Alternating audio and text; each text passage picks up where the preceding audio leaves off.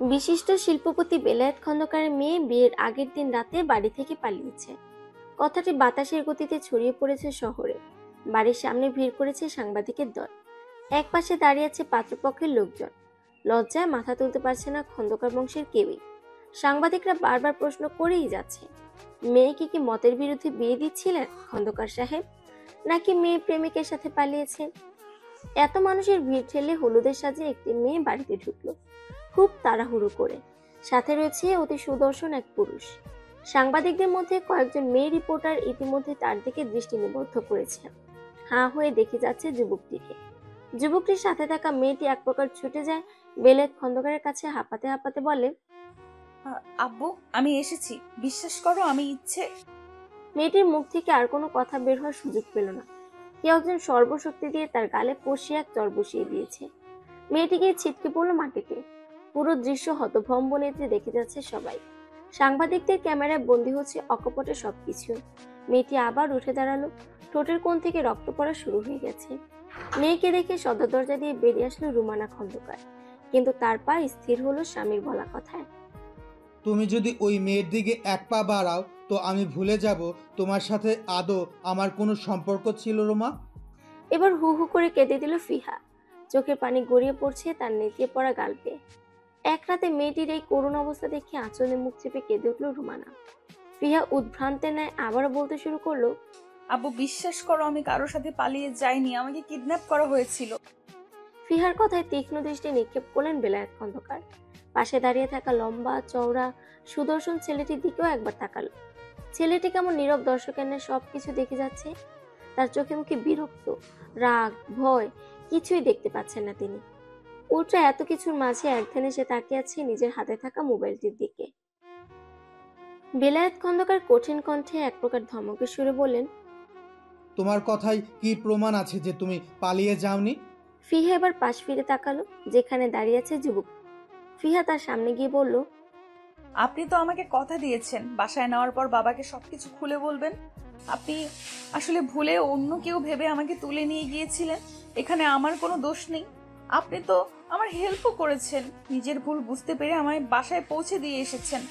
Please সব সত্য ঘটনা বাবাকে খুলে বলুন। কি সব বলছো ডার্লিং?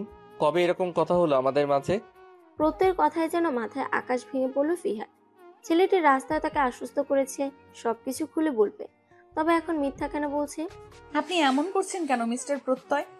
আপনি তো সবকিছু বললেন, এখানে নিয়ে আসলেন, এখন মিথ্যা কেন বলছেন? প্লিজ এমন করবেন না। আপনার জন্য আমি চাই না আমার বাবার কোনো অসম্মান হোক। দয়া করে সত্যিটা বলুন। তুমি কেন মিথ্যা বলছো ফিহা? আমাদের এতদিনের সম্পর্ক তুমি অস্বীকার করছো?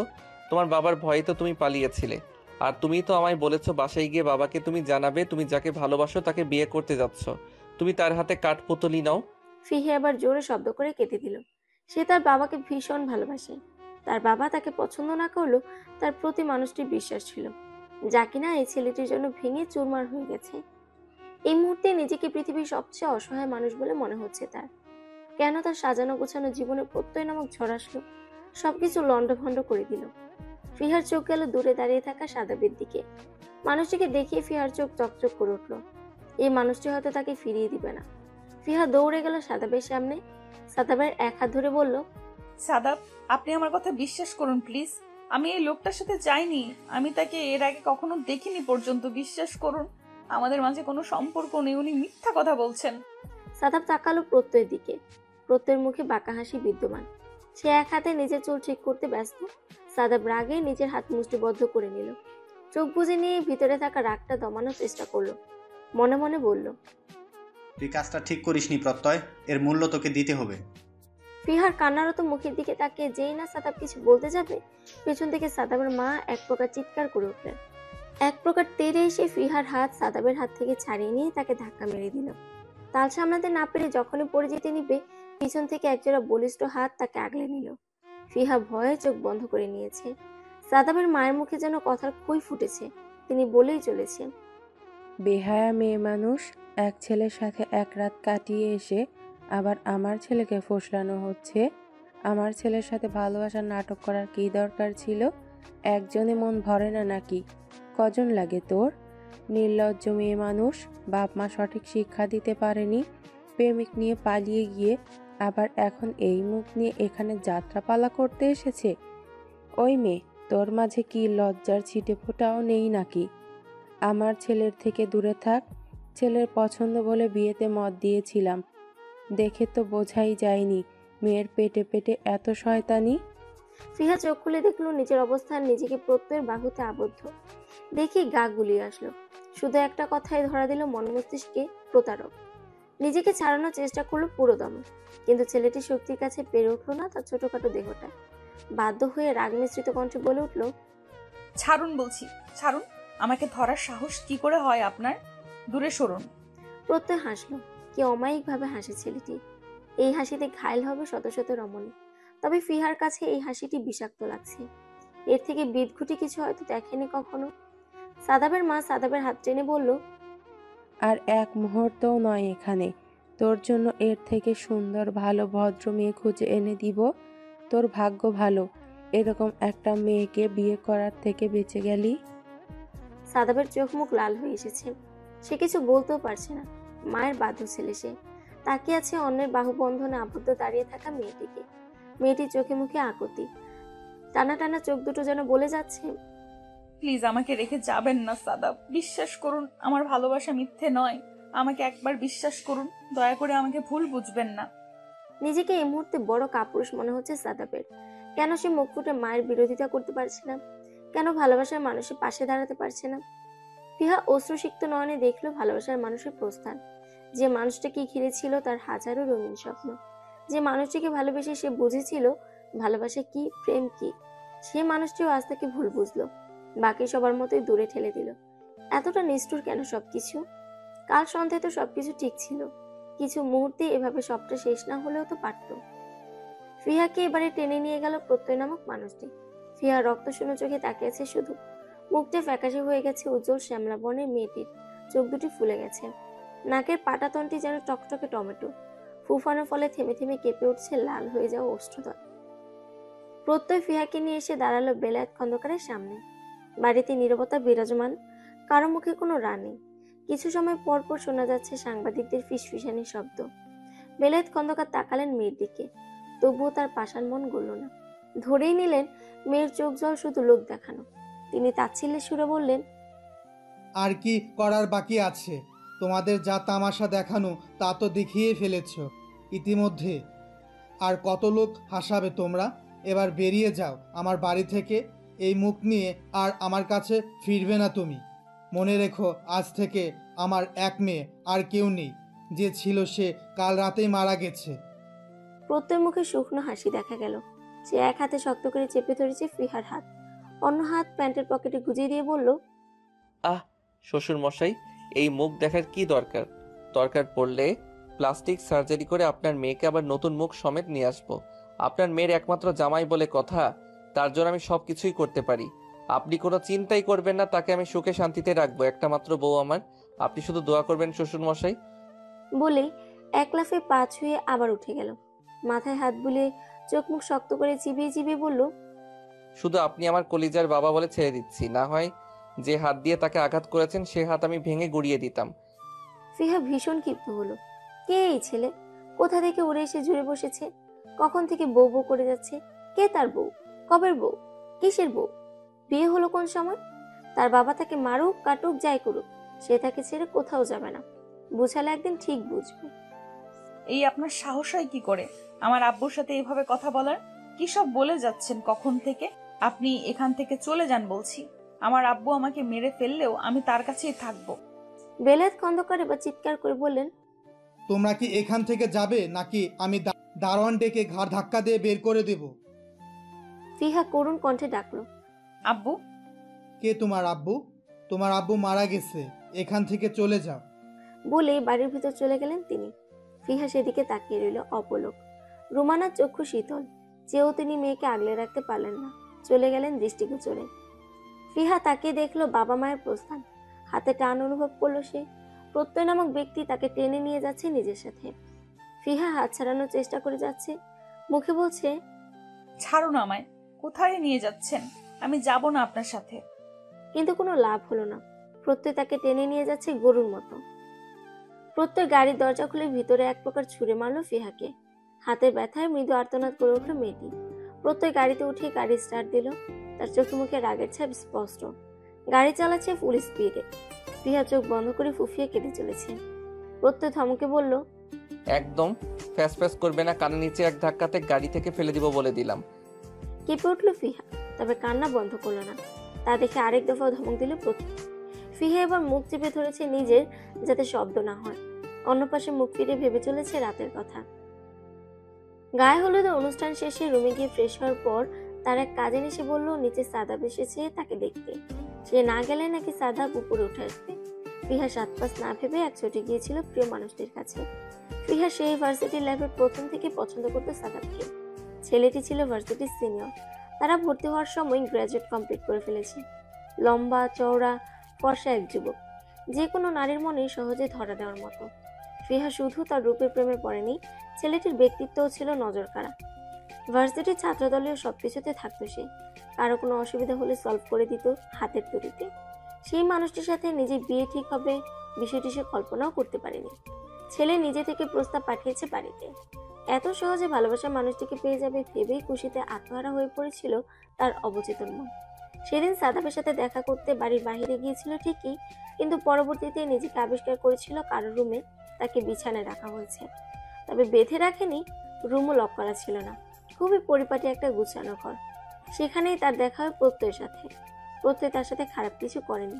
ফিহার কান্না করা দেখে সে বলেছিল সকালেই তাকে বাড়ি পৌঁছে দিবে আর নিজের ভুল স্বীকার করে নেবে। কিন্তু কিছুই ঘটলো না।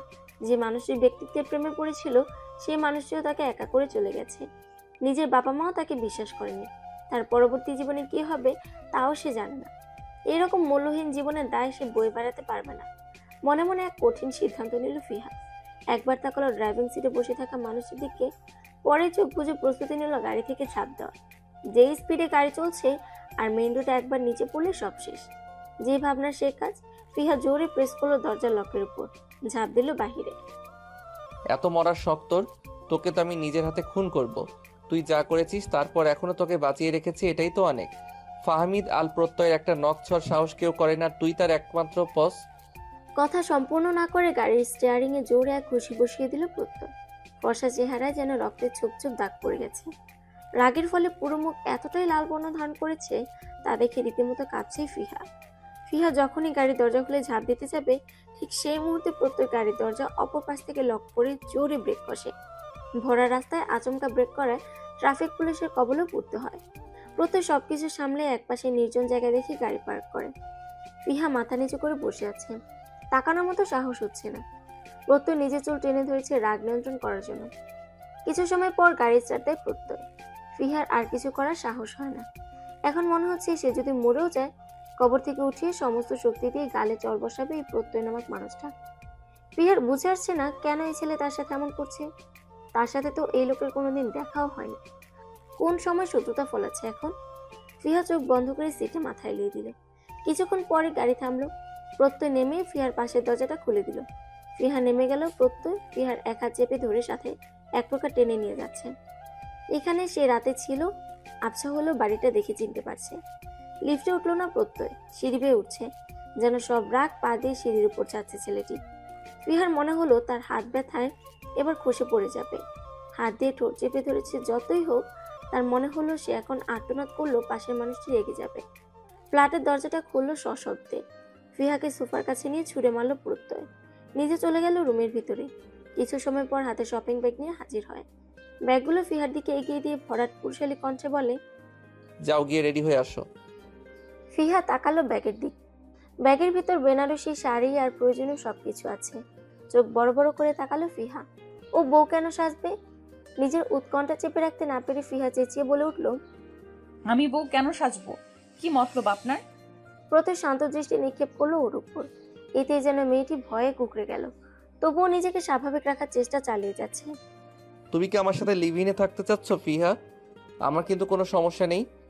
প্রত্যয় কথাটি বলে বাঁকা হাসলো। ফিহা অসহায় দৃষ্টিতে তাকিয়ে আছে। ছেলেটির কি মাথায় কোনো সমস্যা আছে নাকি? অসভ্যের মতো কি সব বলে যাচ্ছে।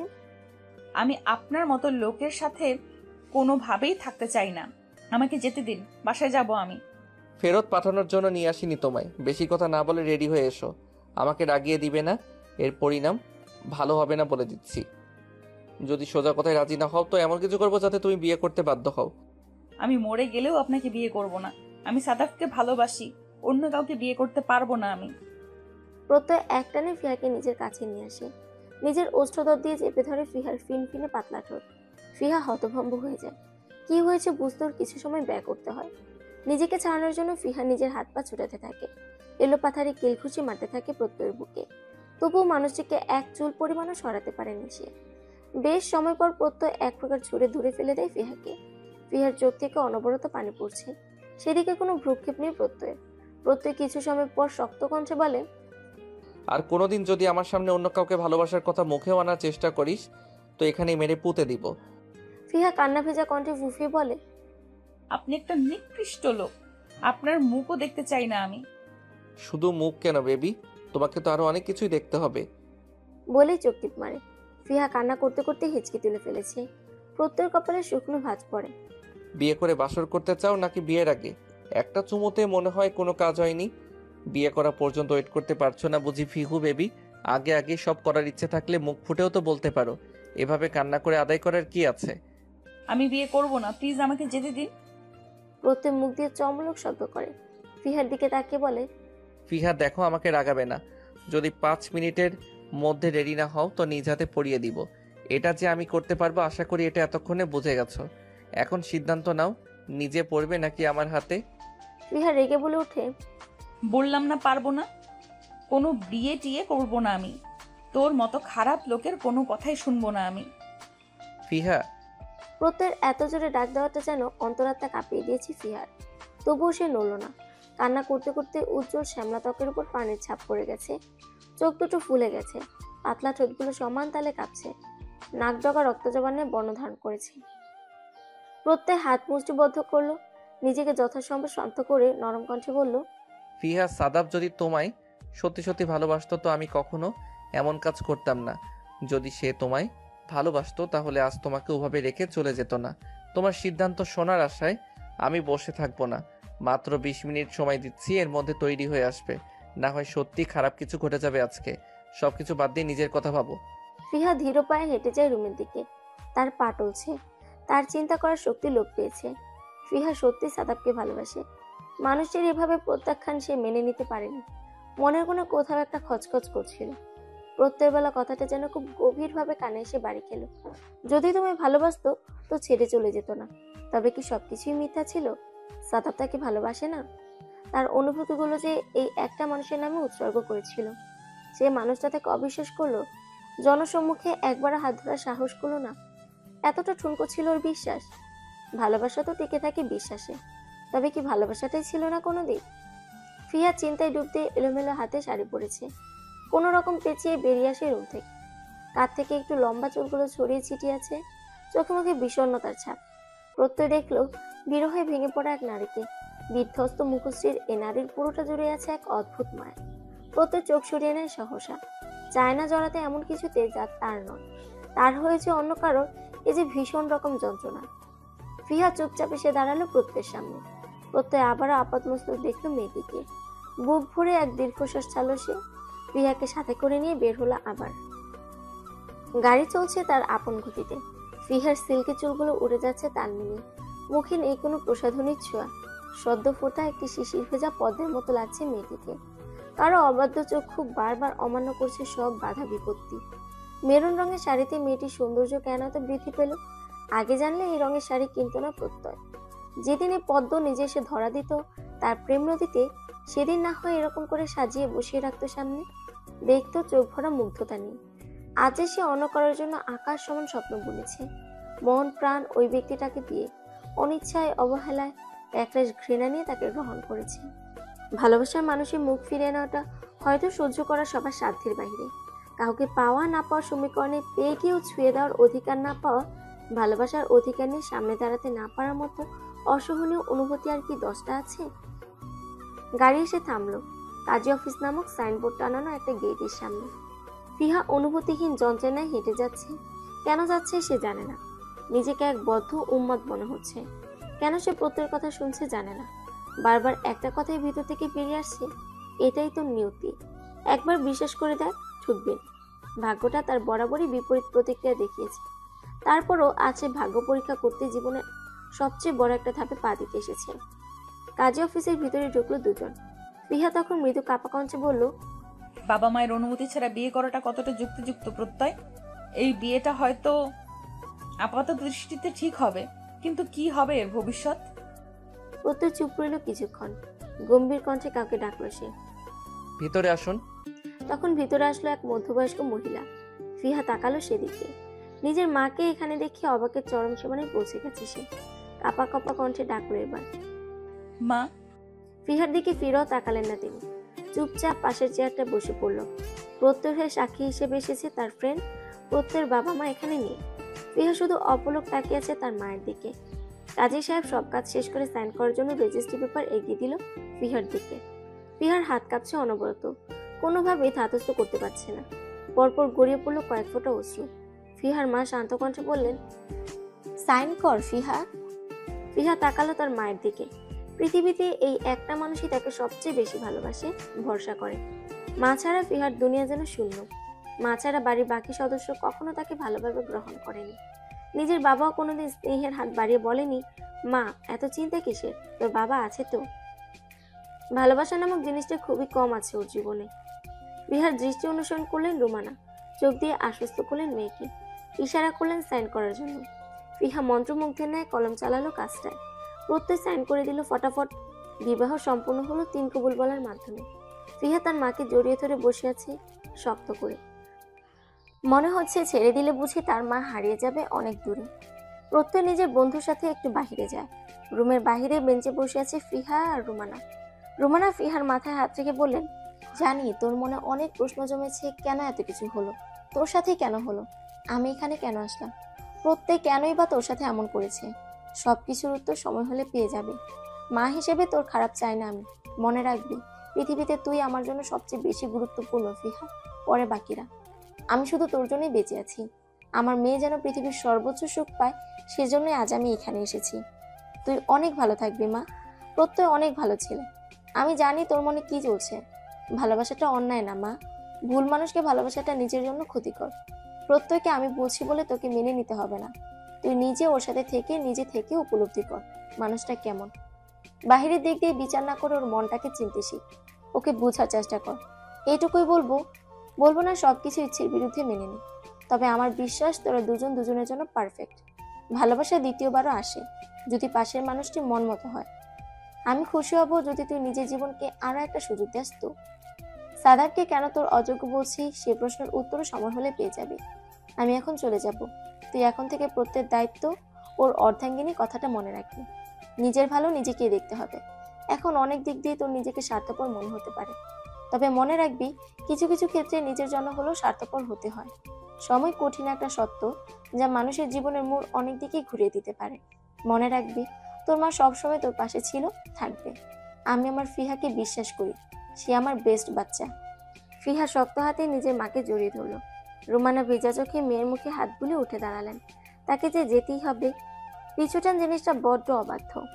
প্রত্যয়ের ফ্রেন্ড চলে গেছে। প্রত্যয় নিজেই মিষ্টি নিয়ে ফিরেছে। রুমানা তার জন্য অপেক্ষা করছিল। ফিহা কিছুটা দূরে বসে আছে।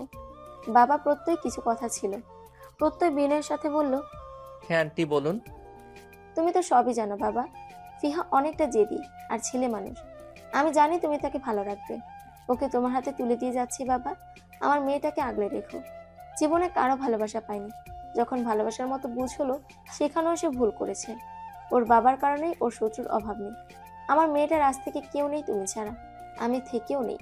ওকে দেখে রেখো বাবা, যেন সে সবকিছু ভুলে আবার নতুন করে হাসতে পারে, জীবনে সব দুঃখ ভুলে যেতে পারে, তোমার মাঝে নিজের সর্বোচ্চ সুখ খুঁজে পায়। এটা এক মায়ের অনুরোধ বাবা, আমার মেয়েটাকে ভালো রেখো। কথা দিলাম। রোমানা প্রত্যয়ের দিকে তাকিয়ে তৃপ্তির হাসি হাসলেন। ফাহমিদ আল প্রত্যয় কখনো মিথ্যা প্রতিশ্রুতি দেয় না। ধীর পায়ে প্রস্থান করলেন তিনি। ফিহা দূর হতে দেখলো মায়ের চলে যাও। প্রত্যয় কাজী সাহেবের সাথে কথা বলা শেষ করে বের হলেন। মিসেস প্রত্যয় সন্ধ্যা হয়ে এসেছে, আপনি কি এখানেই থাকার প্ল্যান করেছেন নাকি রাতে? প্রত্যয়ের কথায় ফিহা বিরক্তি নিয়ে তাকালো। সে কি এখানে সুখে বসে আছে নাকি? আজব লোক, কোনো কথা ভালোভাবে বলতে পারে না নাকি? ফিহা উঠে গটগট করতে করতে সামনে চলে গেল। প্রত্যয় ঠোঁট কামড়ে হাসলো। গাড়িতে উঠে বসে পড়ল ফিহা। এই অসহ্যকর ছেলেটার সাথে একই বাসায় থাকতে হবে ভেবে সে হতাশ হলো। মা যে কোন বুঝে এটাকে ভালো বললো কে জানে। প্রত্যয় গাড়িতে উঠে ফিহার উপর ঝুঁকে গেল। ফিহার চোখ গরম করে তাকায়। প্রত্যয় ফিহার কানের কাছে ফিসফিস করে বলে, তোমার এই রেগে টমেটো হয়ে যাওয়ার রূপটা আমার বেশি পছন্দ। মন তো চাই। প্রত্যয় সিট বেল্ট লাগিয়ে দিয়ে আবার নিজের জায়গায় বসে যায়। ফিহার দিকে না তাকিয়ে বলে, শুধু বেড লাগাতেই গিয়েছিলাম। তুমি যে এত দুষ্টু তা তো তোমাকে দেখে বোঝাই যায় না ফিহু সোনা। তুমি কি ভেবেছিলে? যা ভেবেছো তা কি করবো নাকি জান? ফিহা বোকার মতো চেয়ে আছে প্রত্যয়ের দিকে। প্রত্যয় চোখ টিপে আবার ড্রাইভিং এ মন দেয়। আজ সন্ধ্যাটা ভীষণ চমকপ্রদ। আকাশের বুকে ছড়িয়ে গেছে হলুদ কমলার মিশ্রণে অদ্ভুত এক রং। ফিহা গাড়ির জানালার মাথা ঠেকিয়ে তাকিয়ে আছে সেদিকে। নতুন গন্তব্যে তার জন্য কি অপেক্ষা করছে তা সে জানে না, তবুও নতুন সূর্যের আগমনের প্রত্যাশা করছে। বাড়ি পৌঁছে প্রত্যয় ফিহার দিকে তাকিয়ে বলল, আলমারির ওই পাশটায় তোমার কাপড় রাখা আছে, যাও ফ্রেশ হয়ে আসো। ফিহা চলে গেল সেদিকে।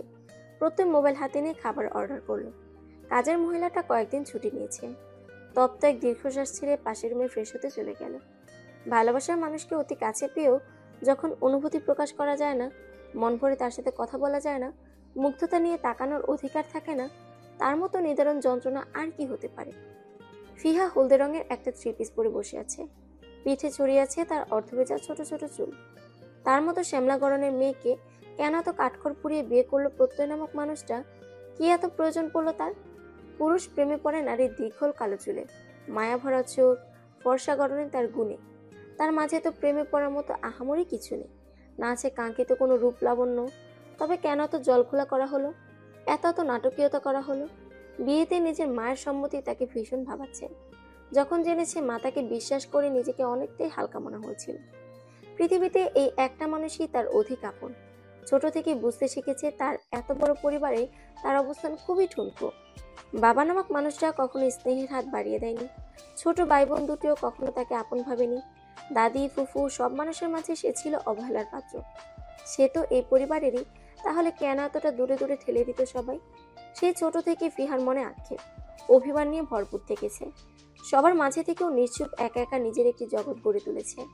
তার জীবনে ভালোবাসার বড্ড বেশি অভাব। সেই ছোট থেকে একটা প্রশ্ন মনে গেঁথে গেছে, আমাকে কেন কেউ ভালোবাসে না? ভালোবাসা বুঝি অনেক দামি, যা তার পাওয়ার ধরা ছোঁয়ার বাহিরে। যখন ভার্সিটিতে সাদাবকে দেখতো, সেই ছোট মনটা এই দ্বিতীয় ব্যক্তিকে নিয়ে স্বপ্ন সাজিয়েছিল। ভালোবাসা কি না জানে না, তবে মনে হতো এই মানুষটাকে দেখলে তার কিছুটা স্বস্তি হয়। হৃদয়ের হাহাকার কিছুটা কম, কিন্তু দিন শেষে তার ভালোবাসার পাত্র শূন্য সেই মানুষটাও তাকে ভালোবাসার ইঙ্গিত দিয়ে হাত ছেড়ে দিয়েছে। কেন কেউ একবারও তার হাত শক্ত করে ধরতে চায় না? সে কি এতটাই অযোগ্য? বারান্দার গ্রিল পেরিয়ে রাতের অন্ধকার আকাশকে সে তার সব অভিযোগ তুলে দিচ্ছে। পৃথিবীর বুকে কেউ নেই তার এই দুঃখের ভাগ নিতে। তাকে আশার হাত বাড়িয়ে দিয়ে বলার মতো কেউ নেই, এই তো আমি আছি তোমার পাশে, শুধুমাত্র তোমার হয়ে। গাল বেয়ে দুফোঁটা নোনা জল গড়িয়ে পড়ল ফিহার। চোখ বন্ধ করে মাথা ঠেকিয়ে দিল লোহার শক্তপোক্ত আবরণে। নিজের চিন্তায় বিভোর ফিহা দেখলো না, বুঝলো না তার পিছনে দাঁড়িয়ে থাকা মানুষটিকে, যে মানুষটির চোখে রয়েছে এক পরশ ভালোবাসা, মুগ্ধতা।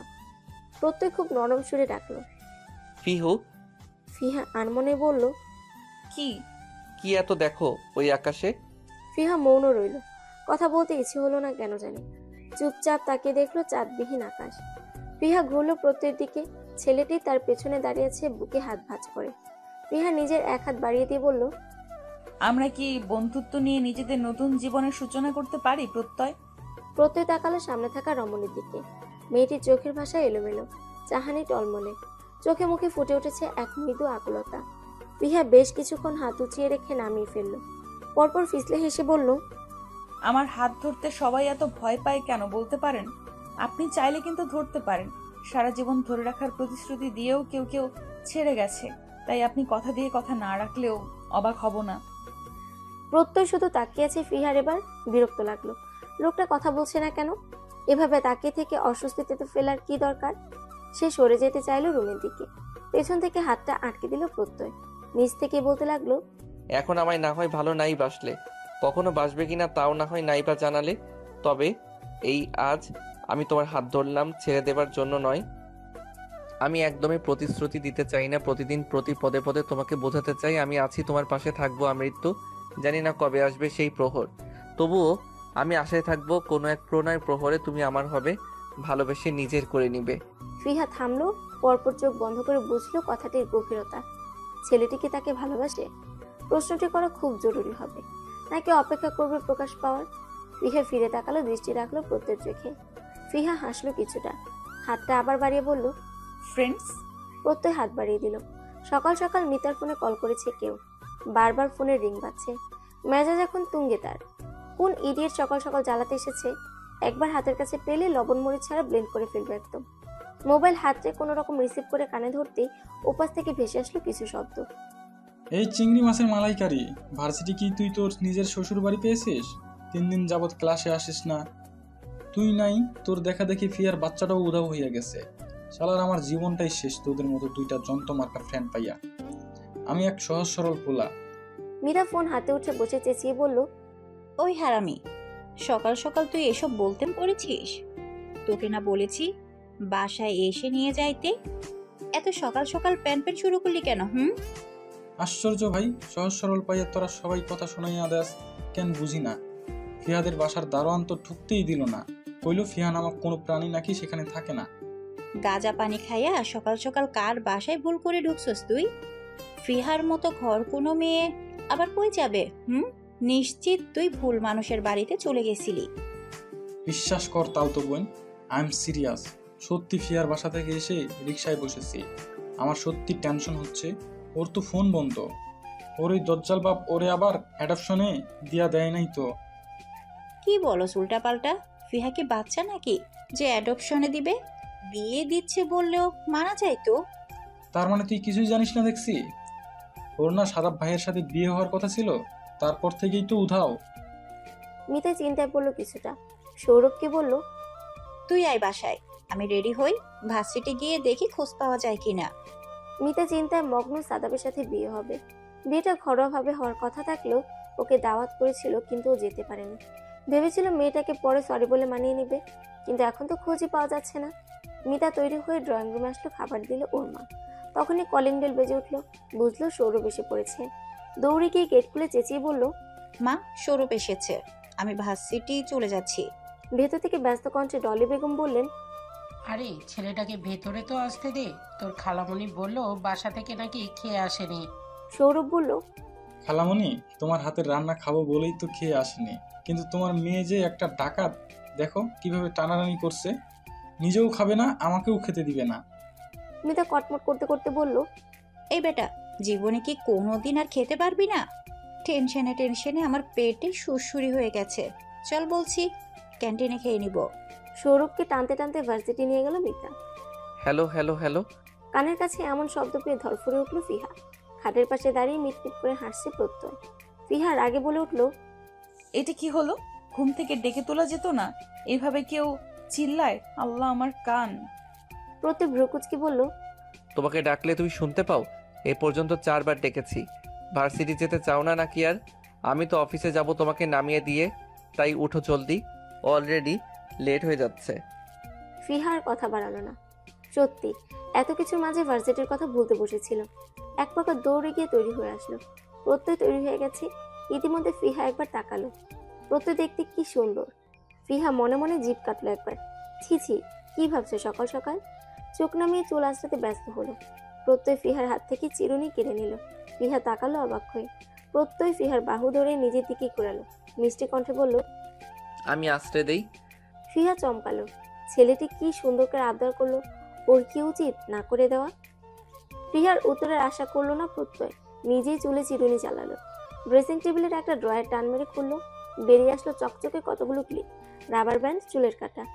হকচকিত চোখে একবার সেদিকে দেখলো ফিহা। এই বাসায় তো কোনো মেয়ে নেই, তো এগুলা কার জন্য কিনে এনে রেখেছে প্রত্যয়? ফিহার প্রশ্নসিত চাহানি দেখে ঠোঁট কামড়ে হাসলো প্রত্যয়। ফিহাকে ঘুরিয়ে চুলে লাগিয়ে দিল একটা বো ক্লিপ। ফিহা তাকালো চোখ পিটপিট করে। প্রত্যয় নিজের মুখ ওর কাদের কাছে আনতে মৃদু কেঁপে উঠলো। শরীর চেপে ধরলো কুর্তির দুই পাশ। প্রত্যয় ফিসফিস করে বলল, কিউট। ফিহাকে ভার্সিটি নামিয়ে এক প্রকার গাড়ি নিয়ে ছুটে চলে যায় প্রত্যয়। তার এমন কাণ্ডে কিছুক্ষণ থমেরে দাঁড়িয়ে থাকে সে। কি হলো ব্যাপারটা? এই ছেলে এমন অদ্ভুত কেন? ফিহা তাকিয়ে আছে ছুটে চলা গাড়িটার দিকে। তখনই তার মাথায় একটা গাট্টা মারে সৌরভ। সৌরভকে হঠাৎ দেখে কিছুটা চমকে যায় ফিহা। কিরে পেতনি, এত মনোযোগ দিয়ে কি এমন দেখোস রাস্তায়? কখন থেকে তোর অপেক্ষায় বসে আছি আমরা। ভেবেছিলাম তো তুই বিয়ে করতে গিয়ে একদম উপরে টপকে গেছিস। ফিহা নিরস কণ্ঠে বলে। কিছুটা ওরকমই। সৌরভ সন্দেহান কণ্ঠে বলে। কি হয়েছে বল তাড়াতাড়ি। মিতা কই? তোকে একবার বলি, আবার ওকে একবার। আমাকে তো সরকারি পেয়েছিস তোরা। এর মধ্যে মিতা হাজির, এসেই ফিয়াকে জাপটে জড়িয়ে ধরে। রাল সামলাতে না পেরে ফিহা প্রায় পড়েই যাচ্ছিল। মেয়েকে রাগ দেখিয়ে বলল।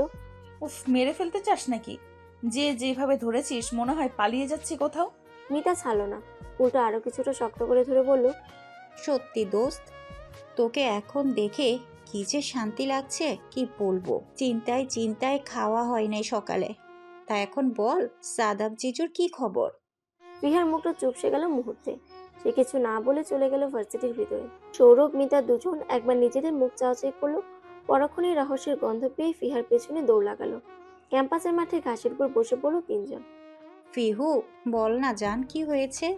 সাদাব ভাইয়ার সাথে কি তোর বিয়ে হয়নি? আমি ওই দিন যেতে না পারায় কি রাগ করে আছিস? সরি ইয়ার, হঠাৎ করে তোর বিয়ে। আমারও এক আত্মীয়র অসুস্থ, তাই সেখানেই যেতে হয়েছে। ফিহা থমথমে কণ্ঠে বলল। কেন, টিভিতে কিছু দেখায়নি? মিতা অবাক হয়ে গেল। কিছুটা কি এমন হলো যা টিভিতে দেখাবে? কই না তো, কিছুই তো দেখলাম না। ফিহা নিজেই আশ্চর্য হলো। এটা কিভাবে সম্ভব? সৌরভ বলল। কিভাবে সম্ভব? ফিহা ওই দিনের সকল ঘটনা বর্ণনা করে দম নিল। সৌরভ মিতা হাঁ করে তাকিয়েছে। দুজনে একসময় চিল্লিয়ে বলল। কি কি? আমার তো বর্তমান দুলাভাইকে দেখার শখ জেগেছে বন্ধু। তো গিয়ে দেখ, আমাকে কেন বলছিস? সাদাফ কাপুরুষের মতো কাজ করবে, ওটা এখনো মেনে নিতে পারিনি আমি। কিছু কিছু মানুষ দুনিয়ার সামনেই ভালো মানুষ সাজে, মহৎ সাজে, কঠিন সময় ঠিক সুযোগ বুঝে হাত ছেড়ে দেয়। ফিহার কথায় মিতার খারাপ লাগলো। মেয়েটা সত্যি পছন্দ করতো সাদাব ভাইকে, আর মানুষটা কিনা। তোর এই বিয়ের কাহিনী শুনে আমার এখন হাত পা ছুড়ে কাঁদতে মন চাচ্ছে বোন। সৌরভের কথায় তেতে উঠলো ফিহা। তুই এই সিরিয়াস মুহূর্তে মজা নিচ্ছিস বেয়াদ্দব পোলা? তুই জীবনে বউ পাবি না দেখিস। যা খুশি দোয়া করে নে, এসব আমি গায়ে মাখি না। বল, দুলা ভাইয়ের সাথে কবে পরিচয় করিয়ে দিবি? কাল তো আবার দিতে আসবে। তখন বুঝলাম না লোকটা এমন ভূতের মতো উবে গেল কেন। আজকেই তো দেখা করতে পারতি তোরা। মিতা চিন্তিত কণ্ঠে বলল। এখন তুই কি করবি? সব মেনে নিবি? সাদাবকে ভুলে যাবি? ফিহা চুপ রইল কতক্ষণ, হতাশ কণ্ঠে শোনালো। ভুলে যাওয়াটা কি যুক্তিযুক্ত নয়? বিয়ে যেভাবেই হোক আমি প্রত্যয় স্ত্রী এখন। না চাইলেও একদিন না একদিন তো স্বামী হিসেবে মানতেই হবে বল। সৌরভ কিছু চমকে উঠে বলল। কি নাম বললি? কোথায় কি নাম বললাম? আরে তোর অদ্ভুত জামাইয়ের নাম। প্রত্যয়। কেন, কি হয়েছে? সৌরভ মিতার দিকে তাকিয়ে বলল। মিতা, তুই কি সেটাই ভাবছিস যেটা আমি ভাবছি? মিতা বিরক্তি নিয়ে বলল। তোর মতো উদ্ভট চিন্তা আমি করি না। তা বল, কি এমন মহান চিন্তার উদয় হলো তোর মনে? ভাইয়ার নামও তো প্রত্যয়। মিতা না বুঝে বলল। কার ভাই? গাধি, আমার ভাই প্রত্যয়। কি যাতা বলতেছিস? প্রত্যয় ভাই করবে বিয়ে? দুনিয়ার আর মানুষ পাইলি না তুই? খালামনের ভয়ে তো বাসায় যায় না ঠিক মতো, ধরে যদি বিয়ে করিয়ে দেয় সেই ভয়ে। উনি করবে এমন ভাবে বিয়ে? দুনিয়ার কি একজনের নামই প্রত্যয় থাকে? হাজারা চিন্তা বাদ দে তো। সৌরভ মাথা নাড়ল। ফিহা বলল। দুটোই থাম এবার। প্রত্যয়ের সাথে দেখা করিয়ে দিব, তখনই সব ক্লিয়ার হয়ে যাবে। চল ক্লাসে যাই। সেদিন ফিহাকে বাসায় নামিয়ে দিয়ে প্রত্যয় আবার চলে গেছে। একা বাসায় বসে বসে বিরক্ত হচ্ছে ফিহা। প্রত্যয়ের বিষয়ে তো কিছুই জানে না। সে তার মা, বাবা, ভাই, বোন সবাইকে না জানিয়ে বিয়ে করলো কেন? নাকি তার কেউই নেই? রাত 9টা অলসভাবে কেটেছে ফিহার পুরোটা বিকাল সন্ধ্যা নিজের জীবনে হিসাব মেলাতে ব্যস্ত সে। হঠাৎ কলিং বেল বেজে উঠে কিছুটা চমকালো। কে আসলো? প্রত্যয়ের কাছে তো চাবি আছে, তাহলে? ফিহা উঠে দরজার কাছে গেল। কাপা কণ্ঠে জিজ্ঞেস করলো। কে কে? আমি। কণ্ঠটা চিনতেই কিছুটা অসুবিধা হলো। আন্দাজে বলে উঠলো। প্রত্যয়। ফিহা দরজা খুলে পাশে দাঁড়ালো। প্রত্যয় কপালের ঘাম মুছে ভিতরে ঢুকলো। তাকে ভীষণ ক্লান্ত মনে হলো ফিহা। গায়ের শার্ট লেপটে আছে ঘামে, কপালে ছড়িয়ে আছে এলোমেলো চুল। ফিহা চোখ সরিয়ে নিল সহসা। ভেতরে গিয়ে ফ্রিজ থেকে ঠান্ডা পানি নিয়ে আসলো। প্রত্যয় সোফায় গায়ে এলিয়ে দিল। প্রত্যয় দিকে ফিহা গ্লাস বাড়িয়ে দিল। প্রত্যয় মুখের সামনে ধরে রাখা গ্লাসটা দেখে সেদিকে তাকালো। মুখে হালকা হাসি ঝুলিয়ে দাঁড়িয়ে আছে ফিহা। ঠান্ডা বাষ্পে কাঁচের গ্লাস ধোঁয়াশা হয়ে আসছে, কিছু পানি পড়ছে গ্লাসের প্রাচীর ঘেঁষে। প্রত্যয় হাত বাড়িয়ে নিল, তৃপ্তি সহকারে পানি খেলো। পুরোটা সময় তাকিয়েছিল ফিহা। প্রত্যয় হাসি মুখে বলল, বা আমার উপর দরদ দেখাচ্ছ যে হঠাৎ, কি ব্যাপার ম্যাডাম? ফিহা আবারও হাসলো। গ্লাস নিয়ে যাওয়ার সময় বলল, বন্ধুর জন্য এতটুকু করতেই পারি আমি। সময় যেন এক অদৃশ্য রেখা, কত দ্রুত পেরিয়ে যায় তা বোঝাই যায় না। মনে হয় এই চোখ বুঝলাম, সেকেন্ডে সকাল হয়ে গেল। ফিহা প্রত্যয়ের সম্পর্কে সুতো বুনতে শুরু করেছে। 1 মাস কেটে গেল। দুজন মানুষ একই ছাদের নিচে থাকছে, সকাল সন্ধ্যা রাত একে অপরের সাথে কথা বলছে। অপছন্দের জিনিসগুলো কখনো কখনো এত প্রিয় হয়ে ওঠে তা মানুষ কল্পনাও করতে পারে না। তেমনই হয়তো প্রত্যয় নামক মানুষের ব্যক্তিত্বে আটকে গেছে ফিহা। সৌন্দর্য, ধন, দৌলত, ঐশ্বর্য ছাড়াও মানুষকে যে কিছু একটা খুব করে মুগ্ধ করতে পারে তা হলো মানুষের মন। মন ছুঁয়ে দেওয়ার মতো কিছু মানুষের আগমনে একটা বিদগ্ধ হৃদয়ও সেরে উঠতে চায়। নতুন করে হাসতে শিখে, ভালো থাকতে শিখে। ফিহার সাথে প্রত্যয়ের বন্ধুত্ব গাঢ়তর হয়েছে। দুজনের মাঝে অন্য কোনো সম্পর্ক আছে কিনা তা জানা নেই, তবে তারা যেন একজন অপরজনকে বুঝতে পারে। এই 1 মাসে ফিহার বিশ্বাস অর্জন করে নিয়েছে প্রত্যয়। মেয়েটা যে নিজেকে শক্ত খোলসে আবৃত করে রেখেছে, নিজের দুঃখ আড়ালে রেখেছে, তা হয়তো বন্ধুদের মতো একটা জিনিস না থাকলে কখনো জানা হতো না প্রত্যয়ের। ফিহা জানতে পারে ওই দিনের মিডিয়া কনফারেন্সগুলো যাতে সবার মাঝে প্রকাশ না হয়, সেজন্য সব পদক্ষেপ সে নিয়েছে। একটা মেয়ের সম্মান নষ্ট করাটা উচিত নয়। তার কথা সাংবাদিকরা কেন শুনেছে ফিহা জানে না, তবে মানুষটা তার সম্মানের কথা এতটা চিন্তা করে ভেবেই তার মন অজানা আবেশে পুলকিত হয়েছিল। অদ্ভুত বিষয় হলো সাদাত তার সাথে এই 1 মাসে একবারও যোগাযোগ করার চেষ্টা করেনি। ভার্সিটিতেও আগে প্রায় আসতো, কিন্তু এই 1 মাসে তাকে দেখেনি, যার ফলে প্রত্যয়ের সাথে তার সম্পর্কটা নিয়ে কোনো দ্বিধায় পড়তে হয়নি তার। রোজকার মতো ভার্সিটি যাচ্ছে। আজও সৌরভ, মিতা আগে ভাগে দাঁড়িয়ে আছে গেইটে। তাদের মনোভাব এমন, আজ তো দেখেই ছাড়বো। কিন্তু ফিহাকে একা আসতে দেখে হতাশ হলো মিতা। মিতা তো রেগেই বলল, কি শুরু করেছিস ফিহা? তোর জামাই কি ডায়মন্ড নাকি? এই 1 মাস ধরে ঘোরাচ্ছিস, কিন্তু মহাশয়ের মুখ দেখাতে পারলি না। ফিহা নিজেও বিরক্ত। প্রত্যেকে যতবার বলেছে ততবারই সে বাহানা দিয়ে কেটে পড়েছে। আমি ভাবছি দোস্ত, এই আজব ছেলের সব কিছুতেই রহস্য। জানিস, ওনার বাবা মায়ের কথা কতবার জিজ্ঞেস করেছি, শুধু বলেছে সময় হলে সবার সাথে পরিচয় করিয়ে দিব। এখন এইসব বলেও লাভ নেই। সৌরভের সন্দেহ যেন বাড়ল। সে ভেবেই নিয়েছে তার ভাইয়ের ফ্ল্যাটে গিয়ে চেক করবে এবার। যদি তার ধারণা সঠিক হয় তো হাতে নাতে ধরা। মন মেজাজ বিক্ষিপ্ত হয়ে আছে ফিহা। কেনই বা হবে না? যখন একটা মানুষের পুরো পৃথিবী আরেকটা মানুষ হয়, তার সবকিছু জুড়ে ওই মানুষে বিরাজ করে, তখন যদি কাঙ্ক্ষিত সে ব্যক্তি ব্যস্ততা দেখায়, সকাল থেকে রাত অব্দি একটা কল না দেয়, একদম এড়িয়ে চলে, তখন কি মেনে নেওয়া যায় নাকি? লোকটা এমন কেন? এখন ফিহা একটু ভালো ব্যবহার করছে তো তাই ভাব বেড়ে গেছে। একবার আসুক আজ বাড়িতে, সকাল সকাল একটা চিরকুট ধরে সারাদিন এড়িয়ে যাওয়ার শাস্তি তো দিতেই হবে। রাগে একদম টইটুম্বর ফিহা, নাকের পাটাতন লাল হয়ে উঠেছে। 11টার কাটা ছুঁই ছুঁই, আর এর বাড়ি ফেরার নাম নেই। দরজাই খুলবো না আজ। কলিং বেল বাজলো কয়েকবার, ফিহা খুলতে চায়নি। অগত্যা প্রত্যয় চাবি দিয়ে লক খুলে ঢুকেছে। ফিহা ড্রয়িং রুমে দাঁড়িয়ে আছে উল্টো দিকে মুখ করে। প্রত্যয় দেখলো কিছুক্ষণ, ফিহাকে চমকে দিয়ে পেছন থেকে জড়িয়ে ধরলো হঠাৎ। মায়া ভরা কণ্ঠে ফিসফিস করে বলল, সরি সরি সরি, আর এমন ভুল কখনো হবে না মহারানী, প্লিজ রাগ করে থাকবেন না। আপনি রেগে কথা না বললে আমার মতো মানুষের যে মরা ছাড়ার কোনো উপায় থাকবে না।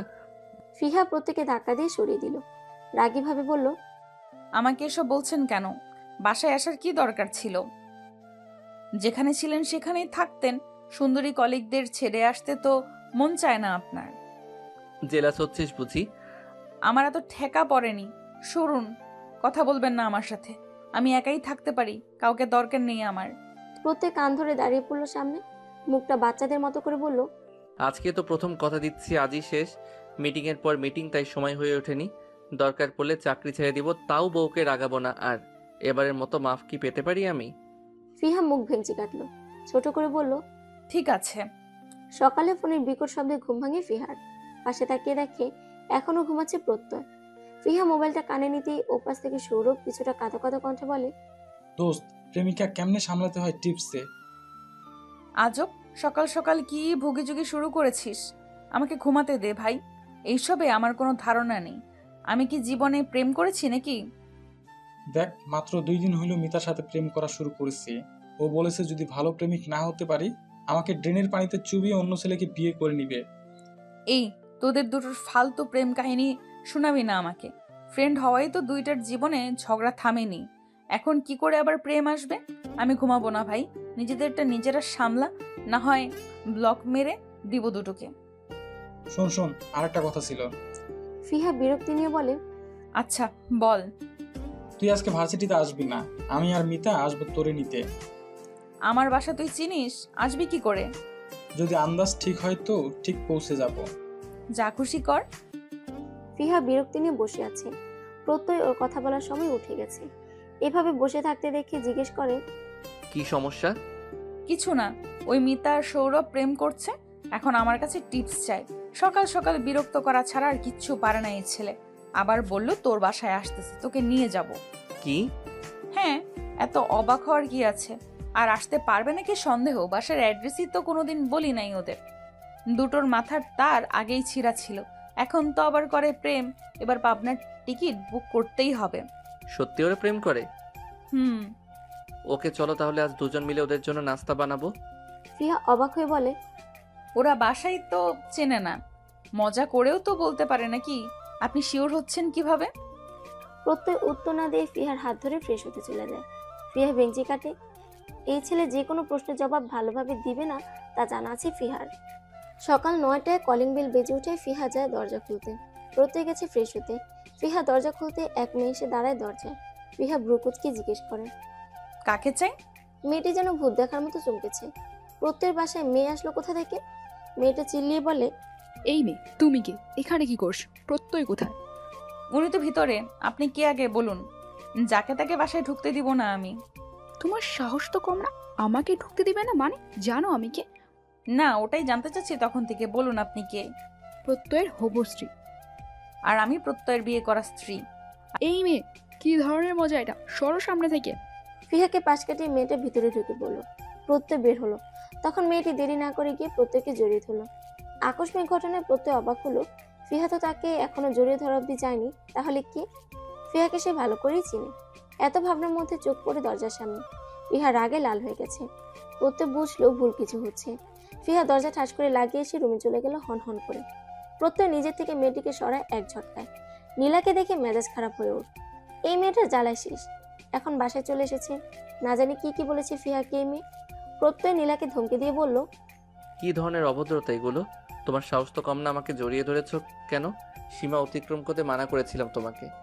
নীলা মৃদু কেঁপে উঠে আওয়াজে, ওই মেয়েটা কি বলছিল প্রত্যয়? ও নাকি তোমার বউ? হ্যাঁ ঠিকই বলেছে, তাতে তোমার কি সমস্যা? তুমি তো সবই জানো, আমি তোমাকে ভালোবাসি। খালামণি তোমার সাথে আমার বিয়ে ঠিক করেছে, আর তুমি এই মেয়েকে বিয়ে করে নিয়েছো। আমি তো তোমাকে কোনোদিন বলিনি যে আমি বিয়েতে রাজি। হাঁক বাড়িয়ে উল্টাপাল্টা ভেবে নিয়েছো, এখন এসে সিন ক্রিয়েট করছো। সরো সামনে থেকে। প্রত্যয় গেল রুমের দিকে। ফিহা বোম হয়ে বসে আছে। প্রত্যয় নরম গলায় ডাকলো, ফিহু। আপনি এই কারণেই আপনার বাবা মাকে বিয়ের কথা জানাননি, তাই তো? আপনি আমাকে কেন বিয়ে করেছেন? যদি ওই মেয়েটাকে বিয়ে করারই কথা ছিল, আমার সাথে মিথ্যে অভিনয় কেন করলেন প্রত্যয়? ফিহা কি বলছো? এসব অভিনয় কেন করতে যাব? আমি তোমাকে ভালোবাসি তাই বিয়ে করেছি। এর আগে প্রত্যয় একবারও ভালোবাসার কথা বলেনি ফিহাকে। ফিহা চমকে উঠলো কিছুটা। প্রত্যয় এগিয়ে এসে জড়িয়ে ধরলো তাকে। এভাবে রাগ করছো কেন? অন্য কারোর সাথে সহ্য করতে পারছো না আমাকে? না, পারছি না, পারবও না। ওই মেয়েটা আপনাকে জড়িয়ে কেন ধরবে? আপনি তো শুধু আমার, ও কেন তাহলে? ফিহা আর কিছু বলতে পারলো না। ফুফিয়ে ফুফিয়ে কান্না করে দিয়েছে। প্রত্যয় জানে ফিহা তাকে ভালোবাসে। এই পৃথিবীতে ওর আপন বলতে প্রত্যয়ই আছে। ওকে কারোর সাথে দেখলেও মনে হয় ফিহার বুঝি কেউ নেই। একাকিত্বের ভয়টা জেগে বসে মনে। এ ধরনের মানুষের যে জিনিসটা নিজের, তার এক ফোঁটাও অন্যকে সে দিতে নারাজ। প্রত্যয় ফিহাকে জড়িয়ে ধরে কপালে চুমু দিল। ফিসফিস করে বলল, বউ আমার এইভাবে কাঁদলে কিন্তু আমার এখনই প্রেম প্রেম পেয়ে যাবে, পরে কিন্তু আর বাধা দিতে পারবে না। এত কিছুর মাঝে দরজা লক করতে ভুলে গেছে ফিহা। সৌরভ মিতা এসে হুড়ুহুড়ি করে ঢুকলো ভিতরে। সৌরভ তো শতভাগ নিশ্চিত ফিহার জামাই তার নিজের ভাই। আজ তো সে হাতে নাতে ধরবে। সৌরভ বাসায় ঢুকে প্রত্যয় রুমের সামনে নীলাকে দাঁড়িয়ে থাকতে দেখে অবাক হয়। এই আপদ এখানে আসলো কেন? কি দেখছে এমন করে রুমের ভিতর? মিতা আর সৌরভ দরজায় উকি মারলো। মিতা তো চোখ বড় বড় করে তাকিয়ে আছে। ফিহা আর প্রত্যয় ভাইয়া একসাথে। চোখে কি কম দেখা শুরু করেছে নাকি? মিতা কনুই দিয়ে গুঁতো মারে সৌরভকে। সৌরভ দাঁত কেলিয়ে বলে, দেখলি তো, আমার কথাই ঠিক। এদের রোমান্স বের করছি আমি। সৌরভ চেঁচিয়ে বলে, এই ভাইয়া, তুমি বিয়ে করে বউ নিয়ে 3 বেলা রোমান্স করছো, আর আমাদের একবার জানানোর প্রয়োজনও মনে করোনি? নীলা তো প্রত্যয় ফিয়াকে একসাথে সহ্যই করতে পারছে না। নেকা কান্না করে মোবাইল হাতে ফোন লাগালো তার খালামণিকে। খালামণি, তোমার ছেলে বিয়ে করে নিয়েছে, তুমি জলদি এসো, এর একটা বিহিত করো।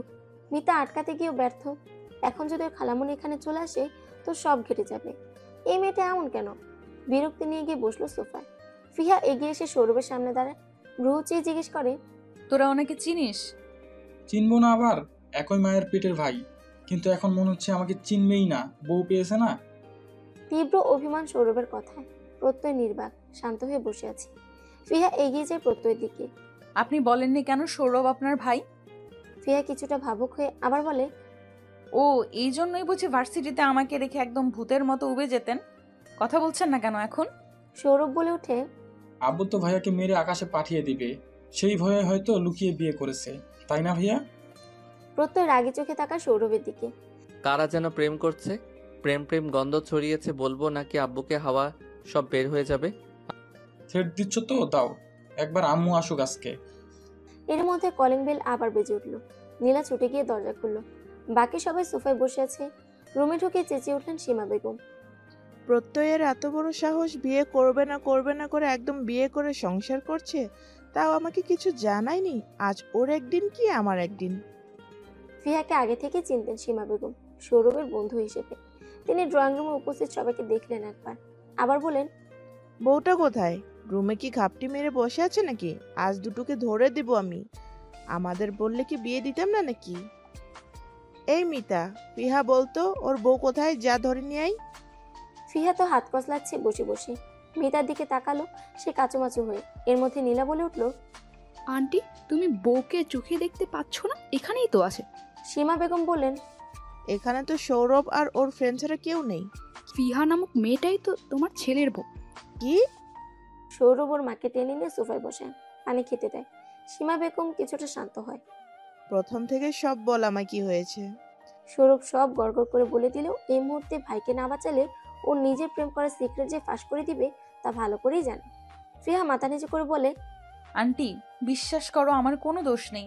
আমি তো জানতামই না এই দরজাল মার্কা পোলাটা তোমার। আজ আসুক তোর বাপ, উনি যা বলবেন তাই হবে। বেশি বার বেড়েছে তোর প্রত্যয়। আব্বুকে ডাকার কি দরকার ছিল আম্মু? এখন গলার স্বর কমে গেছে কেন? অফিস থেকে আসছে তোর আব্বু। পিহার প্রতি আমার কোনো রাগ নেই। ওর মতো একটা ভদ্র শান্তশিষ্ট মেয়েকে যে তোর মতন একটা রামছাগল কিভাবে বিয়ে করেছে তা তো বুঝতেই পারছি।